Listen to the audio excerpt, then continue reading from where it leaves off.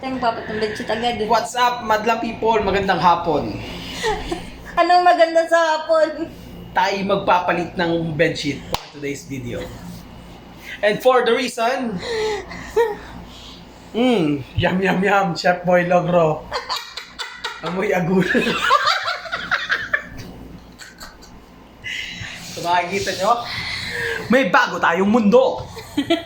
Ipapakita ko sa inyo. Ito ang flat earth theory na ang mundo ay square. Bakit kamo? Ito ang dagat. Merong isla. Yan ang bagong isla.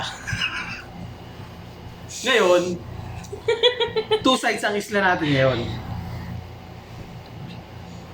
Ito ang tinatawag na South Blue. Ito ang North Blue.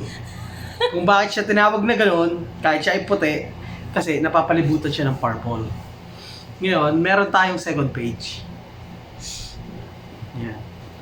Ang tawag dito ay semi-Philippines. Bakit?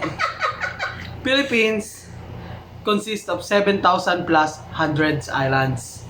Ito, dalawang isla lang siya. Tingnan nyo, Yan. Ito ang southern lands at northern lands. Mas kung titingnan nyo, mas malaki ang northern land kasi napababad tayo dyan ng mga 2 oras. Hindi na makaisa lang. At para naman sa quality ng isla, check natin. Lapit mo. Ayoko na. Yan. Para sa sa southern lands, tolerable. Sa northern lands, amoy agol. Naiyak na po ako.